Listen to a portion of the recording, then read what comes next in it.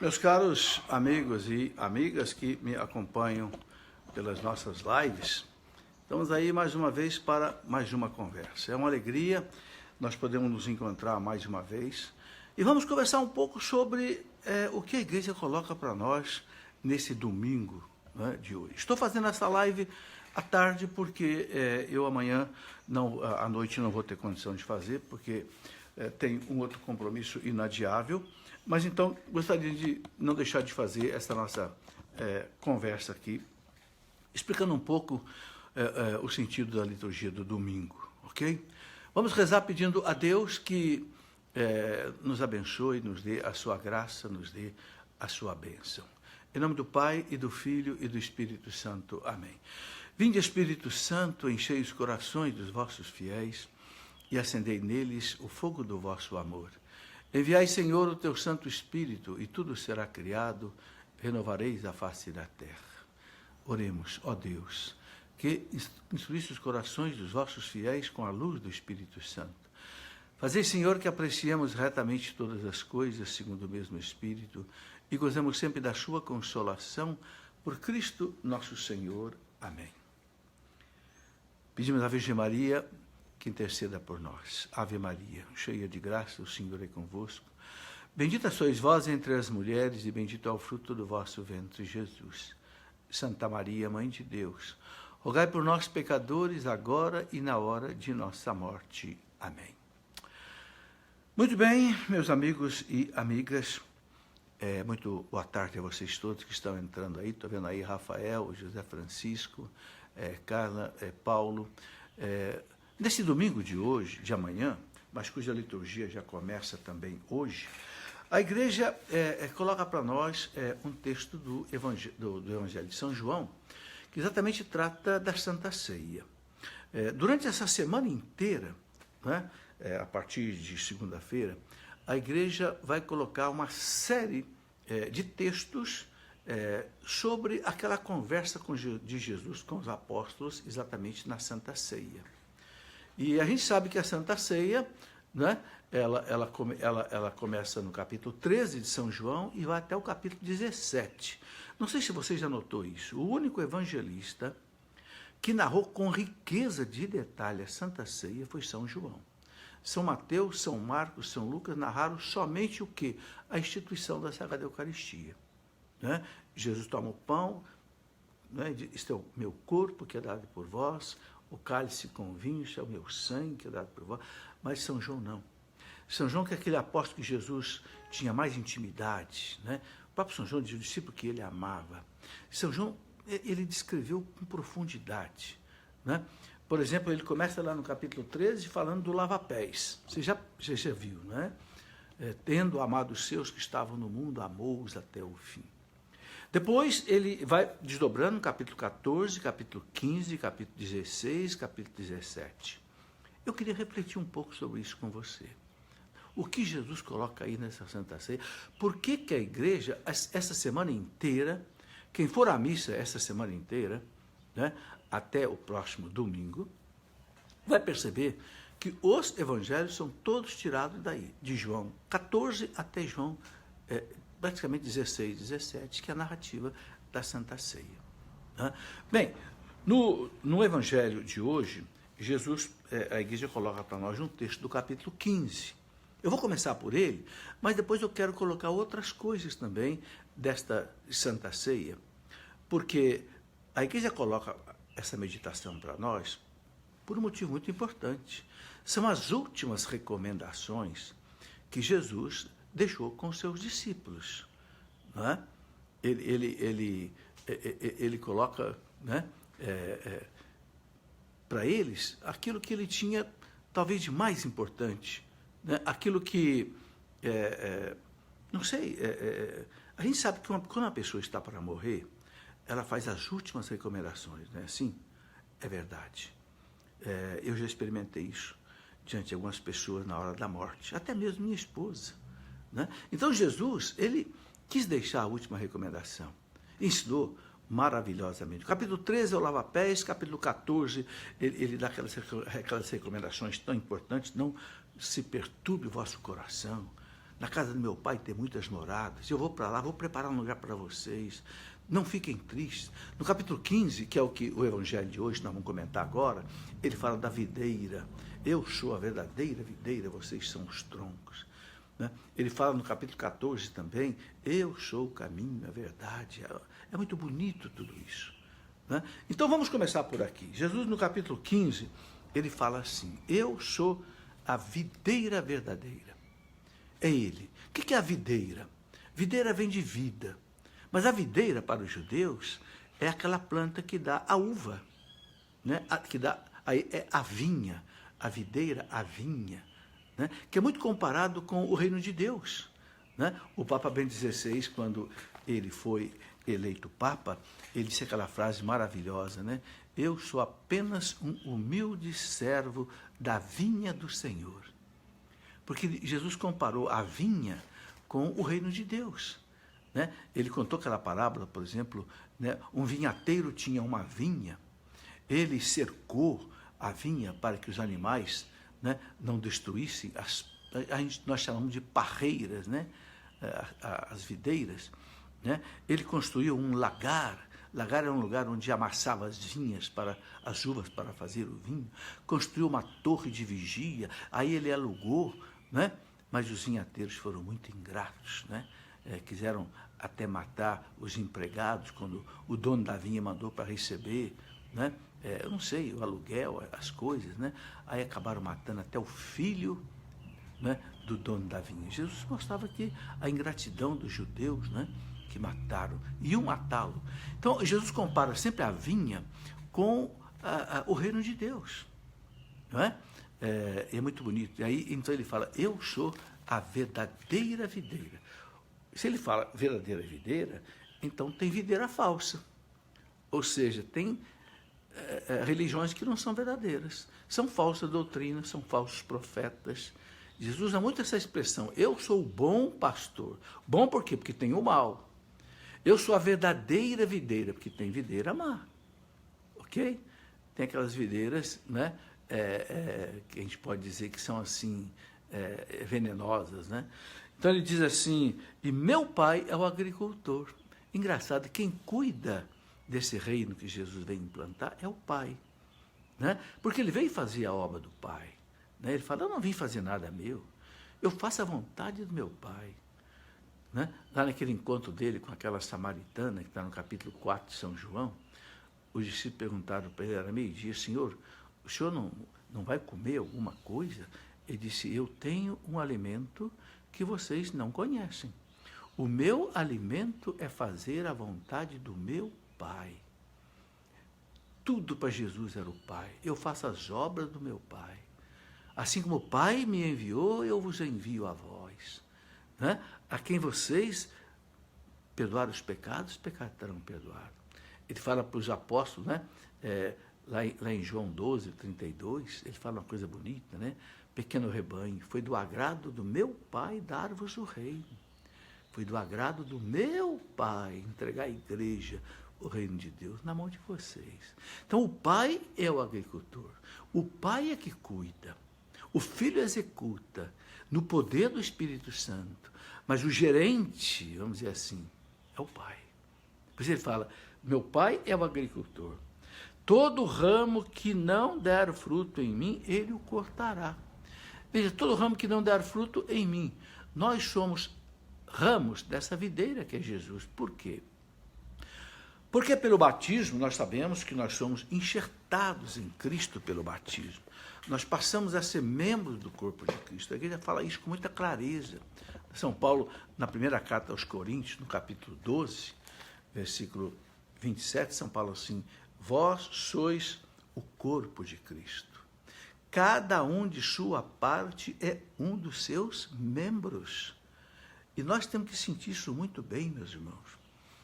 Assim como esse dedo é parte do meu corpo, essa mão é parte do meu corpo, meu ouvido, a minha boca, meu nariz, meus olhos são partes do meu corpo. Nós somos partes do corpo de Cristo pelo batismo. Não é? Santo Agostinho dizia, é o Christus totus, o Cristo total. Ele é a cabeça, nós os membros. Santo Agostinho dizia, Vejam, irmão, a nossa dignidade. Nós somos Cristo. Não que sejamos deuses, não. Mas Ele nos enxertou nele. Então, a nossa dignidade é esta. São Pedro fala, nós participamos da vida divina. Mas aí, Jesus diz aqui, todo ramo que não der fruto em mim, Ele o cortará. Ou seja, aquele que é batizado, é crismado, é parte do corpo, mas não dá fruto. Não dá fruto, quer dizer, não faz o bem, não faz nada pela evangelização, não faz nada na igreja, não faz nada para, né, levar Deus aos outros, o evangelho aos outros, ensinar os outros a rezar. Quem não dá fruto, o Pai o cortará. Olha, gente, isso é muito duro. Ser cortado pelo Pai quer dizer ser abandonado por Deus. Aí Jesus explica uma coisa interessante, ele fala assim, né? Todo ramo que não der fruto em mim, Ele o cortará. E podará todo ramo que der fruto para que produza mais fruto. Opa, o ramo bom, que está dando fruto, fruto de caridade, fruto de evangelização, fruto de bondade, fruto de, não sei, consolo ao que sofre, ele fala, esse o Pai vai podar, para que dê mais fruto ainda. Todo mundo que mexe com planta sabe disso. Tem uma hora que você precisa podar a planta, porque aqueles galhos já mais velhos, enriquecidos, que estão apenas sugando a seiva da planta e não dá mais fruto, opa, você tem que cortar. Inclusive o povo da roça diz assim, a época da poda são os meses que não tem R. Eles falam isso. Quais são os meses que não tem R? Os meses que não tem R, então, por exemplo, maio, junho, julho, agosto. Eles falam, esses meses são os meses de poda. Na verdade, são os meses de inverno, né? É porque no inverno a planta descansa, quando você poda, depois vem a primavera, setembro ela solta os ramos. Então Jesus diz, o Pai poda. O que é essa poda que o Pai faz em nós? Opa, é tirar aquilo que nós está velho, aquilo que nós não produz mais fruto. O que é isso em você? O que é isso em mim? É aquilo que é o pecado. É o pecado. A soberba que existe, que não deixa a videira, o ramo dar fruto. A soberba, quem sabe o orgulho, a autossuficiência, a arrogância, o desejo de aparecer, o desejo de ser aplaudido, de querer ser o primeiro a ser atendido, exigir que a sua opinião seja a primeira a ser ouvida. Meus irmãos, nós somos soberbos. É o primeiro pecado capital, a soberba. Então Deus poda. Deus poda. E a poda dói, né? Ser cortado dói, né? Mas é preciso. Então Deus nos poda. E poda como? Pelos acontecimentos da vida. Às vezes é um amigo que fala uma palavra dura para a gente. Às vezes é uma doença. Às vezes é um acidente. Às vezes é uma perda. Deus poda. Mas Ele sabe que essa poda vai produzir mais fruto, né? Então a gente não deve se assustar. Ele fala, o meu Pai é o agricultor. O ramo que não dá fruto, ele corta. Ele não poda, não. Aí ele corta né, na base. Mas aquele que está dando fruto, ele poda, para que dê mais fruto ainda, né? Ele poda, tira a soberba, tira, quem sabe, a ganância, o egoísmo. Só pensar em mim, só pensar em dinheiro, não pensa outra coisa, não sem dinheiro, né? Ou então as futilidades da vida, só pensa em festa, só pensa em prazer, só pensa, né? Não se lembra que tem gente passando fome, não se lembra que tem gente morrendo aí de desnutrição, não me interessa, né? Eu estando bem, está tudo bem. É o egoísmo. Então Deus nos poda, né? A luxúria, o pecado do sexo, o pecado da carne, Deus poda. Opa, como poda, né? De muitas maneiras. E depois tem aqueles outros todos os pecados, né? Que a gente chama de pecados capitais, gula. Tem gente que só pensa em comer, né? São Paulo fala, o Deus dele é o ventre, a barriga. Só pensa em comer, só quer comida cara, só quer restaurante chique. Não é isso que traz a nós a felicidade, de jeito nenhum. Então, Jesus diz, aquele ramo que dá fruto, o Pai o poda. Porque nós todos somos pecadores mesmo. A gente não deve se desesperar com os nossos pecados, não. Mas a gente deve prestar atenção nas podas que Deus faz. Quais são as podas que Deus está fazendo na sua vida? É aquilo que te faz sofrer. Sabe? A tribulação, a aflição, a contrariedade, a doença. O sofrimento é salvífico. O sofrimento é salvífico. O sofrimento santifica. Então, quando você estiver sofrendo, preste atenção. Preste atenção. O que Deus está falando para você? Esta doença, este desemprego, essa ofensa que você recebeu, esse negócio que foi mal, o que Deus está me falando? Pergunte a Ele, em oração, Senhor, o que o Senhor está me falando? Será que eu estou fazendo a minha vontade, ao invés de fazer a tua vontade, Senhor? Sabe, meus irmãos, é o caminho da santidade, com paciência, sem ficar pisando na própria alma, né? O grande São Francisco de Sales dizia assim, quando você cair, pecar, não fica pisando sua própria alma, não adianta, não fique pisando na própria alma, não. Diga para a sua alma, minha pobre alma, levante-se, você é fraca mesmo, mas Deus é misericordioso, vamos levantar, vamos pedir a Deus perdão, vamos nos confessar, vamos mudar de vida. Não fique pisando na própria alma. Há pessoas que às vezes até já se confessaram, mas não se perdoa. Deus já perdoa, mas a pessoa não se perdoa. E por que a pessoa não se perdoa? São Francisco de Sales fala assim, é orgulho. É um orgulho refinado, é um orgulho escondido, mas é orgulho. Por que ela não se perdoa? Porque ela não se conforma. Imagina, eu cometer um pecado. Eu que faço isso na igreja, eu que faço aquilo na igreja, como é que pode eu ter caído nesse pecado? E não se perdoa. Opa! Nós não podemos fazer como Judas, se desesperar e querer se enforcar. Temos que fazer como Pedro, que depois que negou Jesus 3 vezes horrorosas, se arrependeu, derramou lágrimas, chorou, acreditou no perdão de Jesus e se salvou. E continuou sendo o primeiro Papa da Igreja. Jesus não o mandou embora. Veja, a realidade da misericórdia de Deus. Sabe, meus irmãos, eu acho que fosse um de nós, naquele episódio de Pedro, eu acho que nós diríamos assim, Pedro, vai embora, cara. Não quero mais saber de você.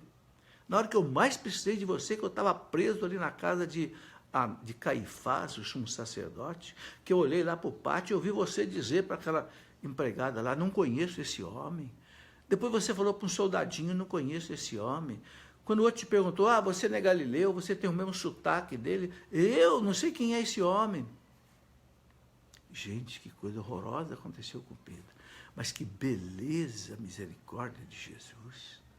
Apacenta minhas ovelhas, Pedro. Depois, né, de ressuscitado, Pedro, tu me amas? Amo, Senhor. Apacenta as minhas ovelhas. Vai ser você mesmo, Pedro. Teu pecado está perdoado. Eu deixei você cair, Pedro, para você aprender a não ser orgulhoso, não ser vaidoso. Você tinha dito para mim assim, eu irei até a morte com o Senhor, se for preciso. Eu mostrei para você que você não ia nada, que aquilo ali era orgulho seu. Eu não quero um papo orgulhoso, eu quero um papo humilde. Por isso, Pedro, eu deixei você cair. Eu tive que deixar você cair 3 vezes, Pedro. Você me... Que é para que eu pudesse te corrigir. Entende? E Pedro mudou. Sabe, meus irmãos, eu estou fazendo essa reflexão aqui, porque serve para nós também. A gente não pode se desesperar com os nossos pecados, com as podas que Deus faz em nós.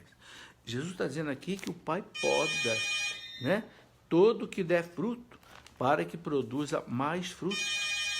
Ele fala, vós já estáis puros pela palavra que vos tenho anunciado. Né? Aí ele falou outra coisa muito importante. Permanecei em mim, e eu permanecerei em vós. O ramo não pode dar fruto por si mesmo, se não permanecer na videira. Permanecei em mim, e eu permanecerei em vós. O ramo não pode dar fruto por si mesmo, se não permanecer na videira. assim também vós não podeis tampouco dar frutos se não permaneceres em mim. Eu sou a videira, eu, e vocês os ramos. Quem permanece em mim e eu nele, esse dá muito fruto, porque sem mim nada podeis fazer.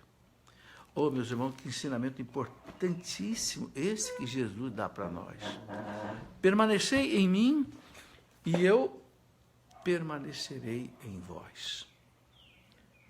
O que é permanecer em Jesus? Porque ele fala assim, sem mim nada podeis fazer. Se o ramo não estiver preso no tronco, o ramo seca e morre. Não é? Você nunca viu aí um galho de goiabeira, por exemplo, voando por aí, dando goiaba. De jeito nenhum. Se você viu, acho bom procurar um psiquiatra, porque no galho de goiabeira não anda voando por aí, dando goiaba. Se ele se separar do tronco, ele cai, seca e morre. Então Jesus fala, permanecei em mim.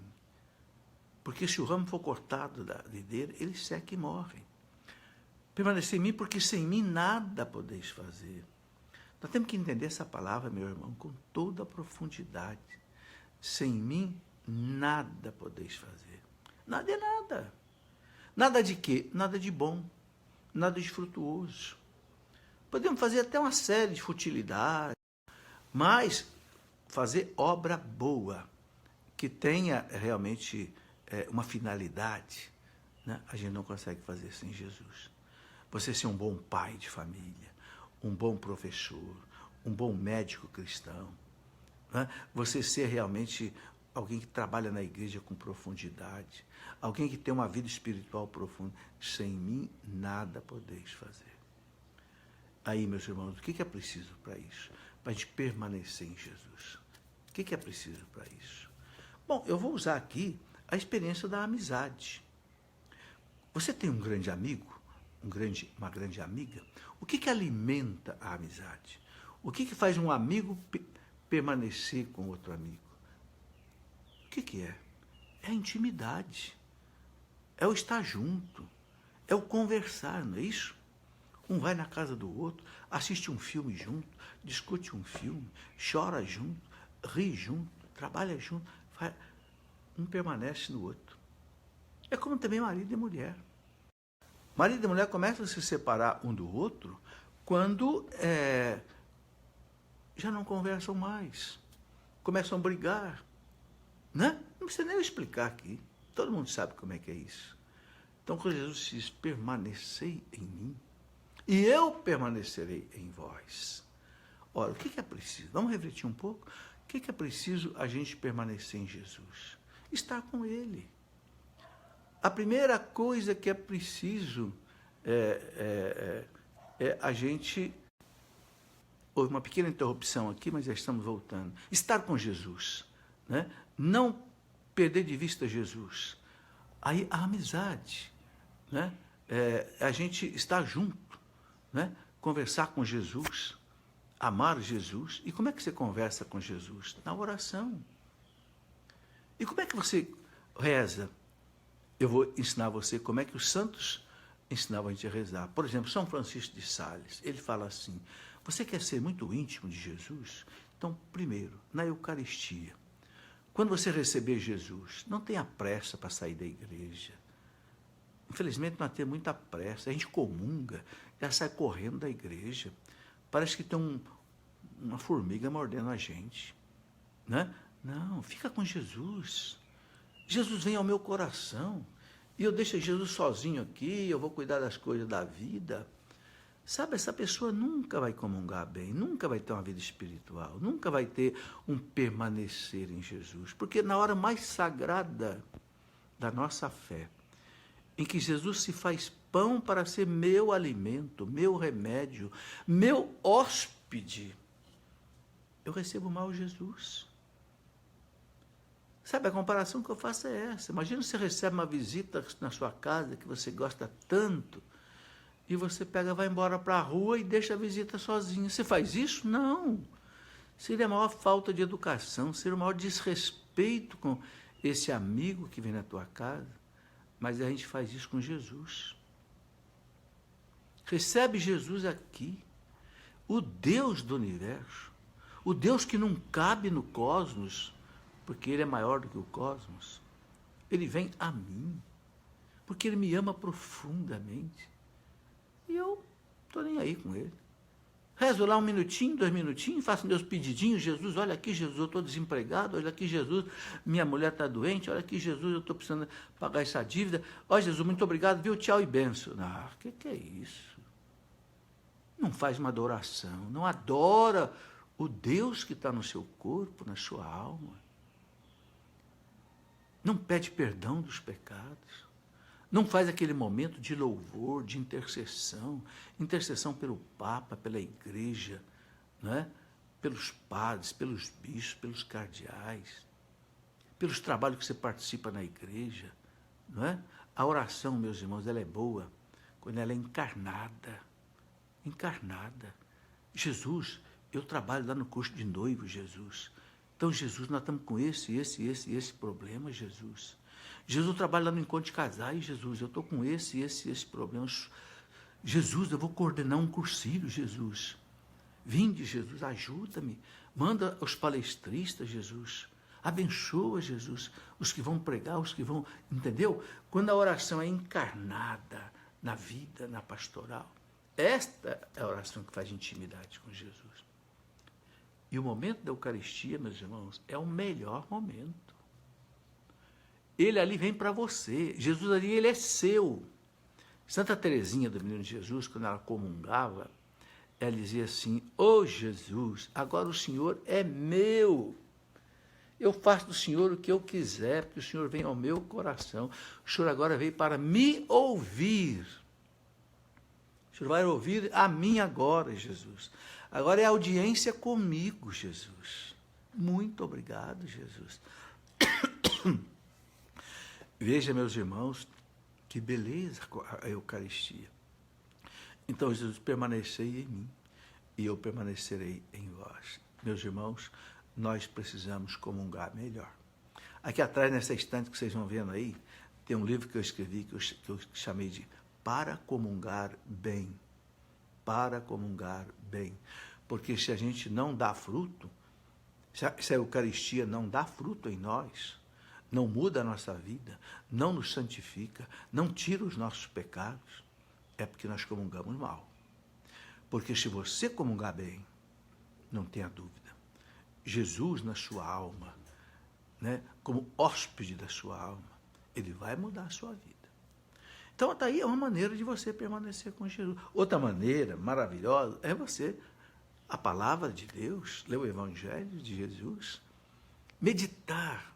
Mas aí é meditar. Você lê uma parábola, por exemplo, mas aí você para diante daquela parábola e você medita aquela parábola. Não é? Pega uma parábola do filho pródigo, pega uma parábola dos vinhateiros, que eu falei, por exemplo, pega a parábola lá do bom pastor, não sei. Mas aí para e pense, reza, medita. Lê o texto uma vez, lê o texto 2 vezes, pergunta a Jesus: Jesus, eu estou na tua presença, Jesus, o Senhor está ressuscitado, Jesus, o Senhor está na minha alma, porque todo cristão que tem estado de graça, Jesus está na alma dele. Jesus, o Senhor está na minha alma. Fala, Jesus, comigo. Mostra o que esse texto está dizendo para mim. Mostra, Jesus, em que eu preciso mudar na minha vida, Jesus. Entende? Meditar, meus irmãos, um grande padre que escreveu um livro muito bonito, né? Como você viver as virtudes, o padre Francisco Faus, que é um padre da prelazia do Opus Dei, aqui de São Paulo, um padre que tem mais de 80 anos, ele é espanhol, mas já está no Brasil há mais de 50 anos, padre Francisco Faus. Né? Ele escreveu um livro maravilhoso, né, sobre as virtudes. Como é que você conquista as virtudes? Para conquistar as virtudes, ele fala, tem que meditar. Mas ele fala, o que é a meditação? Ele usa um exemplo muito interessante. Ele fala assim, meditar é como você chupar uma bala. Você põe uma bala dura na boca e fica chupando. Demora para ela acabar, né? É assim. Meditar não é como você chupar aquela bala macia, que você morde, acaba no instantinho. Não, meditar é chupar uma bala dura. demora. Né? É isso. Deus fala devagar para a gente. Então, a igreja valoriza muito a leitura bíblica orante, né? Que em latim chama-se lectio divina. Lectio divina quer dizer a leitura divina. Mas, no fundo, é uma meditação. Né? Se recomenda o quê? Você lê um trecho, lê de novo. Aquele versículo que te chamou mais atenção, você lê uma terceira vez e para. E para e fica conversando com Jesus. Senhor, o que o Senhor está dizendo para mim? O que o Senhor está falando para eu mudar na minha vida? O que o Senhor está mandando eu fazer, Jesus? Confirma, Jesus, com teu Santo Espírito na minha vida. Você entendeu? Então, olha, a Eucaristia, a leitura bíblica, outra coisa maravilhosa que os santos nos ensinam, especialmente São Francisco de Sales, doutor da igreja, para você ter uma comunhão com Jesus, permanecer em Jesus, Jesus permanecer em você, ele diz assim, você meditar a vida de Jesus. Por exemplo, você para, se põe em oração, ele fala, primeiro você se ponha na presença de Deus. Deus é onipresente, Deus está em toda parte, Deus está com você. Mas será que você está com Deus? Deus está em nós. Deus está perto. Mas será que eu estou com Deus?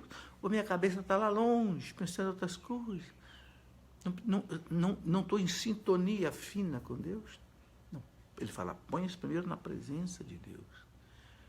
E aí você pensa num mistério da vida de Jesus. Por exemplo, eu vou pensar no mistério da anunciação do anjo à Virgem Maria. Por exemplo. E você fica pensando, o anjo anunciou Maria. Né? Que coisa maravilhosa. Aquela virgem que Deus escolheu. E o anjo diz a ela, ave cheia de graça. O Senhor é contigo. O que significa isso? Né? Cheia de graça. Gratia plena, diz o latim. Né? Aí Maria diz, eis aqui a serva do Senhor. Oh Jesus, eu também quero ser o seu servo. Como Maria. Ô mãe, intercede por mim. Você entendeu? Você pega um fato da vida de Jesus e fica como chupando uma bala, meditando. E Deus vai falar para você, pode ter certeza disso. Eu tenho essa experiência. Muitos anos. Às vezes eu levanto de madrugada, todo dia de madrugada eu gosto de rezar um pouco. Levanto mesmo para ir no banheiro, né? A gente já vai ficando mais velho, precisa ir no banheiro nas madrugadas, porque a bexiga vai diminuindo de tamanho, né? Eu acho bom, né? A bexiga me acorda. Aí eu vou no banheiro, esvazio a bexiga, depois eu rezo um pouco. Às vezes eu rezo o terço, às vezes eu rezo o terço da misericórdia, né? Eu já contei aqui uma história, né? 2 semanas atrás, eu acordei meia-noite. Não, era 15 para meia-noite. A bexiga encheu demais, encheu cedo demais.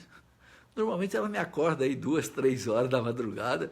Que história é essa da minha bexiga me acordar 15 para meia-noite? Não faz nem uma hora que eu dormi.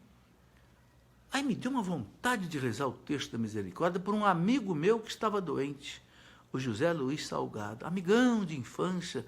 Eu fiquei sabendo que ele estava internado no hospital aqui em Guaratinguetá, na UTI, porque ele estava com um problema sério de rim e tal. Eu falei, vou rezar o texto da misericórdia pelo José Luiz Salgado. Rezei. Acabei à meia-noite. Comecei 15 para meia-noite, acabei meia-noite e fui dormir.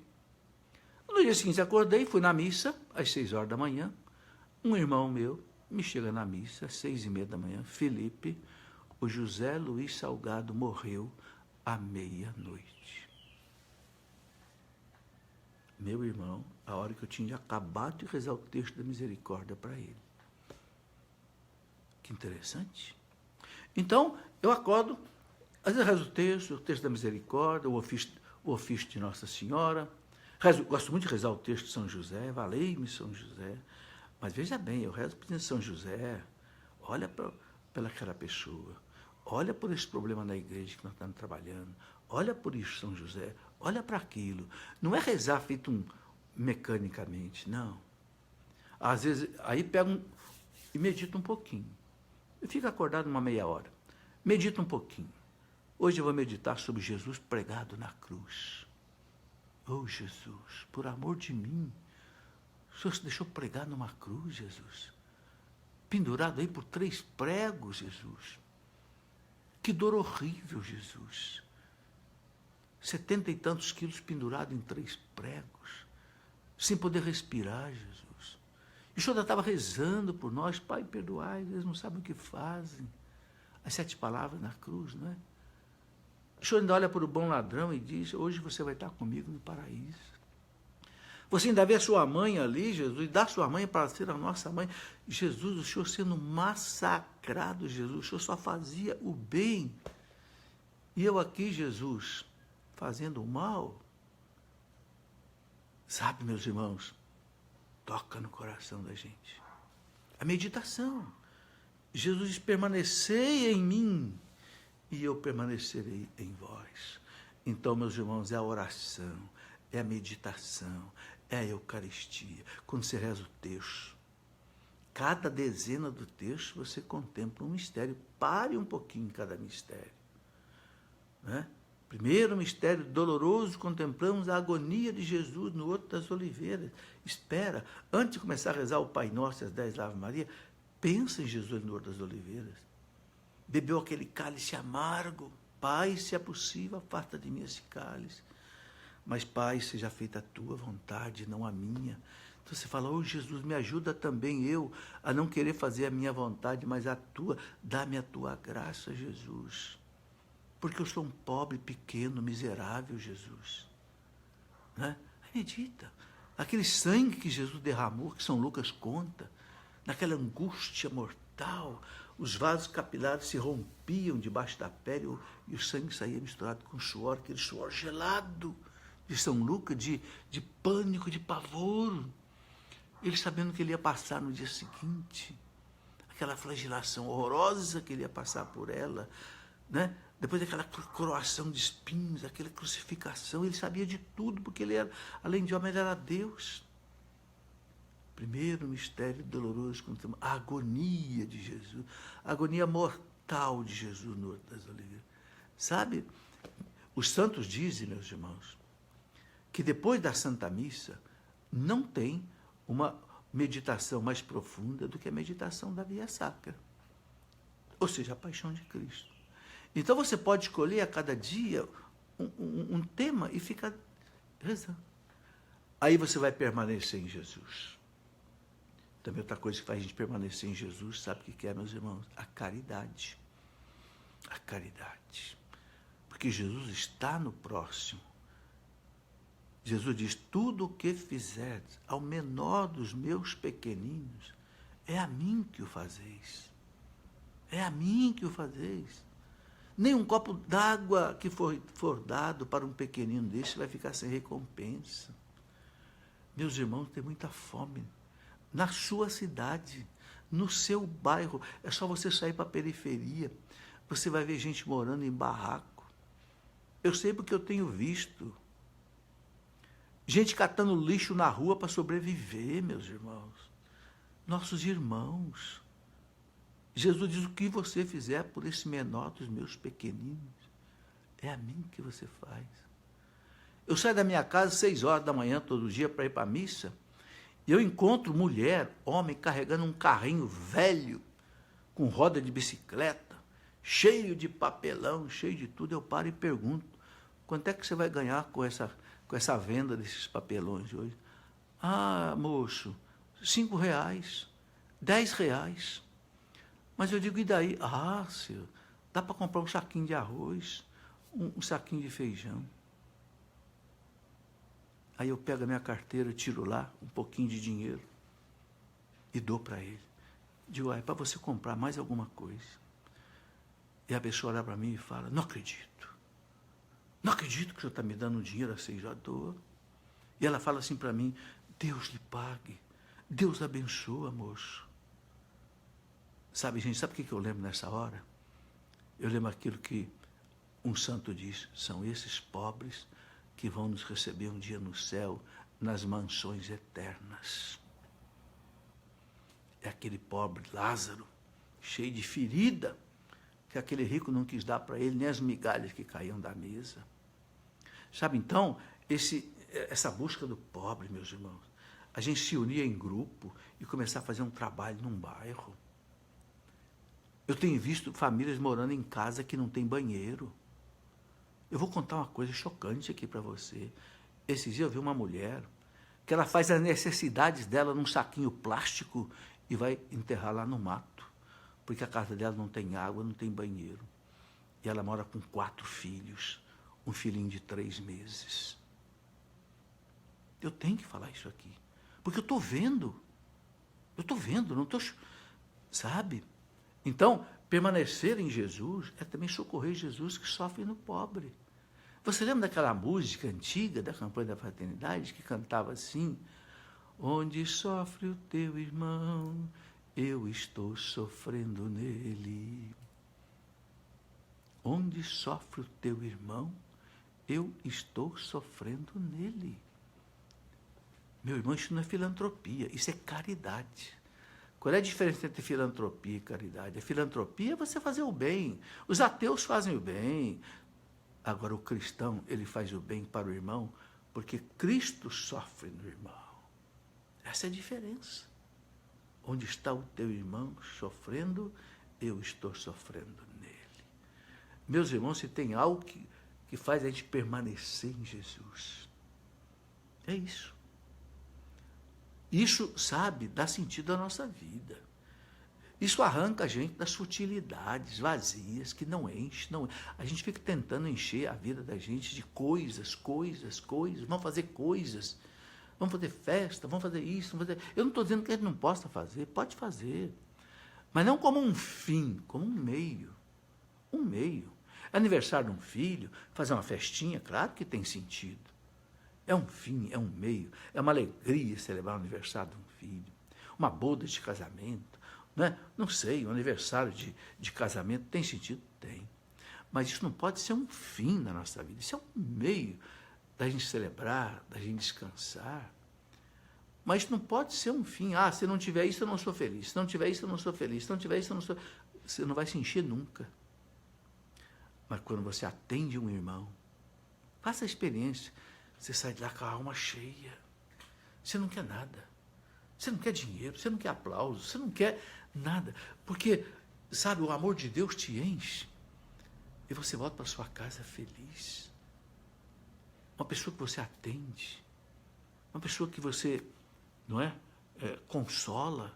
Não é só a ajuda material, não, ajuda espiritual. Né? Eu tenho uma mesa na minha casa que eu chamo de mesa das lágrimas. Porque de vez em quando chega uma pessoa, começa a conversar comigo e já começa a chorar. As angústias da vida. As pessoas precisam de um ombro, meu irmão, para chorar. Ofereça seu ombro para aquele que está angustiado, sofrendo, precisando de uma palavra. Isso faz a gente permanecer em Jesus. Permanecer em mim e eu permanecerei em vós. Você vai sentir a presença de Jesus. Eu gosto muito de ler. Eu estou até escrevendo um livro, né, da vida da Madre Teresa de Calcutá. Já terminei, já estou mandando para a gráfica. Que coisa maravilhosa, a vida de Madre Teresa de Calcutá. Eu queria que você lesse esse livro. Ela era uma mulher europeia, né? Aqui, se não me engano, da Albânia. Mas ela se tornou religiosa e foi para a Índia para trabalhar em Calcutá. 70%, 80% dos indianos, meus irmãos, são pobres, mas pobres de morrer na rua, porque eles, né, no tempo da Madre Teresa de Calcutá, lá por volta de 1940 e pouco, eles dormiam nas calçadas de Medellín, de Nova Delhi, de Calcutá, de Bombaim, e depois passava o carro da prefeitura recolhendo os mortos na rua, que dormiam nas calçadas, drogados, desesperados, com fome, desnutridos. Madre Teresa começou a trabalhar ali. Por isso que ela recebeu o nome de a Santa das Sarjetas. A Santa das Sarjetas. Quantas pessoas morriam no braço dela? Ela não tinha mais o que fazer. Ela pelo menos oferecia o consolo do seu braço. Teve uma pessoa que morreu no braço dela, um indiano, e esse indiano disse para ela assim: Madre, um hindu, não era católico não, Madre, eu vivi a minha vida como um cachorro, mas eu morro como um anjo. Morro como um anjo, eu morro nos seus braços, consolado por Madre Teresa. Meus irmãos, a Teresa fundou, então, as Missionárias da Caridade, que hoje estão em mais de 130 países do mundo, inclusive no Brasil, no Rio de Janeiro. Que coisa maravilhosa, meus irmãos, essa mulherzinha fez, pequenininha, velhinha, enrugada. Prêmio Nobel da Paz, santa, canonizada pela Igreja. Mas ela fazia as irmãs dela rezarem 2, 3 horas de manhã, a missa, a meditação, depois saía para a rua. Ela dizia, vamos receber o Cristo aqui na Eucaristia, vamos conversar com Cristo aqui, depois nós vamos encontrar com Cristo na rua, nos irmãos que sofrem. Sabe que coisa bonita isso que Madre Teresa, né, nos ensinou. Bom, meus irmãos, olha essa reflexão do domingo, né? Permanecer em mim, eu permanecerei em vós. O ramo não pode dar fruto por si mesmo. Por si mesmo, nós não podemos dar fruto. Nós não temos poder nenhum, nós não temos. O ramo tem que receber a seiva do tronco. Você percebeu? Porque, né, não pode dar fruto por si mesmo, se não permanecer na videira, né? Quem permanecer em mim e eu nele, esse dá muito fruto, porque sem mim nada podeis fazer. Se alguém não permanecer em mim, será lançado fora, como ramo, ele secará, e hão de juntá-lo e lançá-lo ao fogo e queimar-se-á. Se permanecerdes em mim, as minhas palavras permanecerem em vós. Aí o Evangelho aí, ó. Pedireis o que quiserdes e vos será feito. Nisto é glorificado meu Pai. Eu vou terminar com esse pensamento que é muito bonito. Nisto é glorificado meu Pai, para que deis muito fruto e vos torneis meus discípulos. O que dá glória ao Pai, meus irmãos, é dar fruto. Ou seja, fazer o bem. Fazer o bem. Fazer o bem faz bem. Mas para isso tem que estar enxertado em Cristo. Ou seja, né, que seja meu discípulo. Quem é o meu discípulo? Aquele que permanece em Jesus. Aí, então, ele dá muito fruto. Oh, meus irmãos, vamos terminar rezando, né? Vamos terminar pedindo ao Senhor, Senhor, tem compaixão de nós. Tem misericórdia, Jesus, da nossa pequenez, da nossa fraqueza, né? Do nosso egoísmo, do nosso amor próprio, Jesus. Tem compaixão de Jesus, da nossa cobiça, não sei, da nossa gula, da nossa ira, da nossa inveja. O Senhor nos conhece, Jesus. Mas nós confiamos em vós, Senhor. Nós não desesperamos conosco mesmo, não, Senhor. Que nós confiamos na tua graça. Dá-nos a tua graça, Senhor. Manda sobre nós o teu Santo Espírito, Jesus. Para que a gente possa aprender, Jesus, a rezar. Aprender a comungar bem.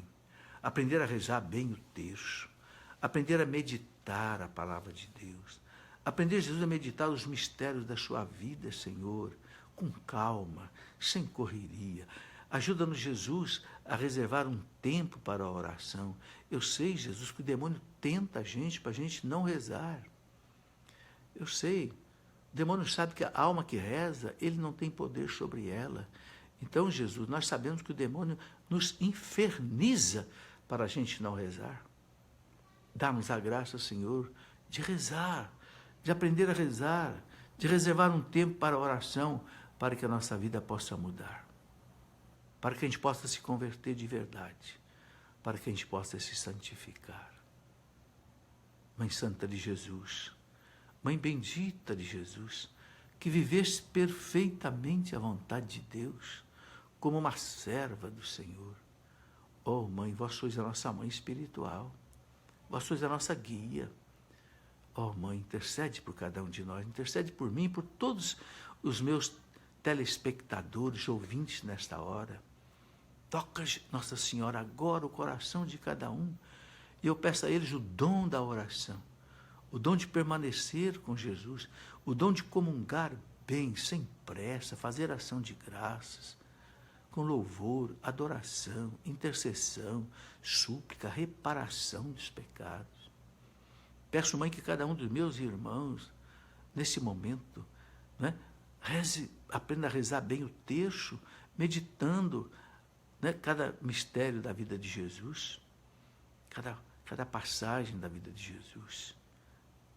E tudo mais, né, que faz bem para a nossa alma, tudo mais que nos aproxima de Deus. Muito obrigado, Senhor. Muito obrigado, Nossa Senhora. São José querido, cuja festa vamos celebrar na terça-feira. São José, sois o pai da igreja, és também o nosso pai, São José.